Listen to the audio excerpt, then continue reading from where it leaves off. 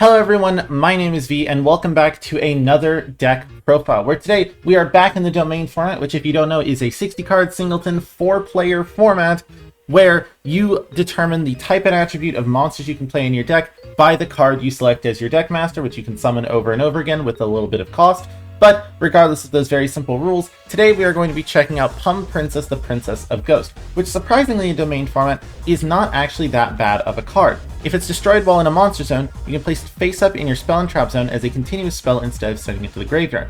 And while this card is treated as a continuous spell, during each standby phase, so 4 opponents means 4 standby phases around, place a pumpkin counter on this card, and all monsters your opponent controls lose 100 attack and defense for each pumpkin counter on this card. This applies to every opponent, and is fairly funny, honestly, in how well it works, because every time a round goes around, you get another 400 attack loss on each of your opponents, which is really, really good. We're going to be pairing it up with a bunch of zombie support, including the Skull Servant white cards are not very domain friendly. However, this is a more for fun deck. We're a little bit late on the Halloween train, but that is all right, because today we are playing the whites. We have the Skull Servants, we have the White Princess, White Baking, Moista White, a brand new card from the NR format actually, which is also a very fun place to play this deck. We have BES, because I really wanted to explore these new cards. Super BES Metal Slave is a fairly strong card because it allows you to mill a BES from your deck.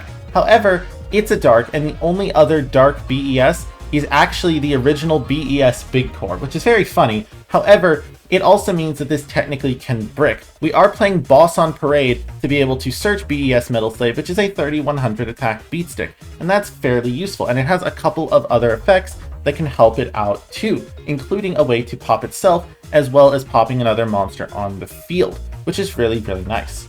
As you can see here, we're playing a very small Eldritch package to be able to just cycle Eldritch. This card is very good in Domain, where the games tend to run longer. You can see down here we have Delta of Temptation, or Delta of Invitation, I suppose, which can mill Eldritch or any of these other big zombies from the deck. Doom King Baylordrock is another option, where even if you do not have something like Zombie World up, which we do have Zombie World by the way, it can still revive itself turn after turn, which is really good. We're really leaning towards a zombie control strategy while playing the whites as a way to deal big damage.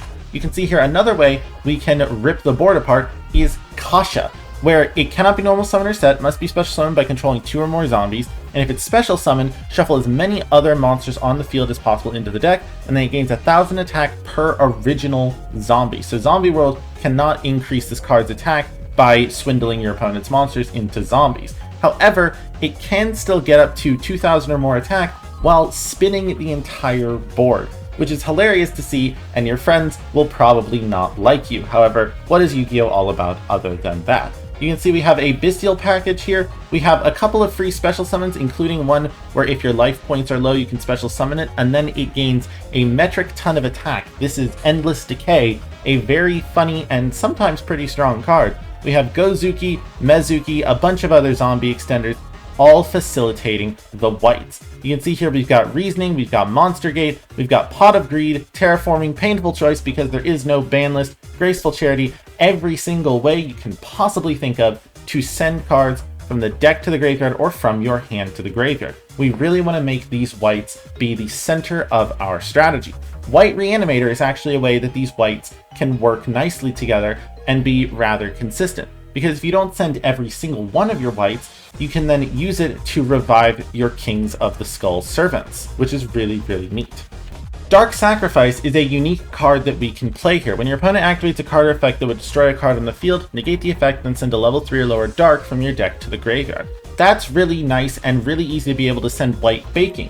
White Baking, if you don't know, can then activate in the graveyard, add 2 monsters dimension Skull Servant from your deck to your hand. We can add something like a Moista White, and then you add White Prince, because then White Baking makes you discard a card, which means you can discard the White Prince, activating its graveyard effect to send a Skull Servant and a Lady in White from your deck to the graveyard. This whole combo leans itself into one giant big King of the Skull Servants, which gains 1000 attack for every Skull Servant in your graveyard. And if it's destroyed by battle, you can just banish another King or Skull Servant in your graveyard to special summon it back. That's not really going to be happening though, because oftentimes it's going to have upwards of 3000 or more attack on a level 1. That's not too shabby. We are also coupling these cards with Darton the Mechanical Monstrosity, which then during the main phase can check the difference between current and original attack of every monster on the field, add up those differences, and this monster's original attack becomes that combined amount until the end of your opponent's next turn. Now, this can't actually work with the Skull Servants because this is original attack. However, it can work with Pum Princess, the Princess of Ghosts. And if the entire field is getting lowered by this card, then that means every single one of those is going to pump up Darton by another 400 attack, which is hilarious. And I hope you can take full advantage of it if you were to play this deck. Now, we are also playing the Morganite cards because these cards deal extra damage, allow you to normal summon. These cards are crazy in domain format where half the time people are not running hand traps anyways because it's a 60 card singleton format.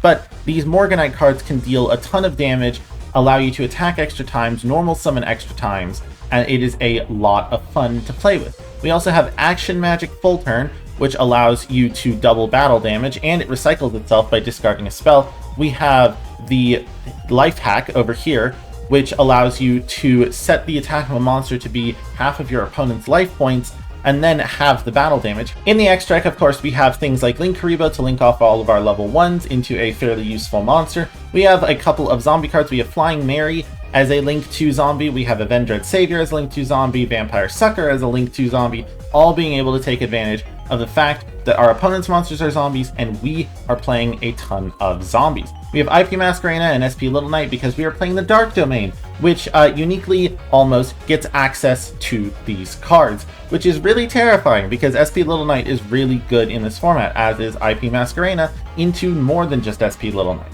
You can see we have Dark the Dark Charmer Gloomy as well, which is a very easy way to revive opposing Dark decks and take advantage of them. We also have Vampire Fascinator, which is effectively Vampire Sucker 2. It allows you to target a monster in your opponent's graveyard, revive it to your field, also you're zombie locked, and then you contribute a vampire to steal another monster. This is all in service of the Zombie Vampire and Dampier Vampire Sheridan, which both can use your opponent's monsters as appropriate levels to summon themselves. Finally, we round off the deck with a small synchro pool to take advantage of cards like Unizombie, things like Red Eye Zombie Necro Dragon to gain attack for monsters on the field in the graveyard, especially if we have Zombie World up, this gets pretty crazy pretty quick. And we can take advantage of cards like Skeletal Dragon Felgran to banish monsters. We can have Scarlet Red Dragon Archfiend as a very easy all 4 board wipes, including your own, so please be careful. However, this card can deal a lot of damage and wipe the board very quickly. And Red Eye Zombie Dragon Lord, which can then revive zombies very, very easily during your opponent's turn. And again, you have 3 opponents, so that's 3 zombies every round. And then if it's in your graveyard, you can banish the zombie you control and special summon it, which is really easy to bring itself back. Pum Princess is a fairly unassuming card, especially when you don't think about it in terms of domain format. However, when you consider the ability to constantly be incrementally lowering your opponent's monster's attack, a la something like Clockwork Knight dealing a lot of damage that way, then you start to realize that this card can be pretty crazy, especially with the cards around it. It does show you how a domain's type and attribute can also come into play with how useful it can be. With that being said, I want to thank y'all very much for watching. My name is V, and I hope you enjoyed this video. Please check out the domain Discord server in the description in the Format Friends Discord server library, and see y'all in the next video. Peace.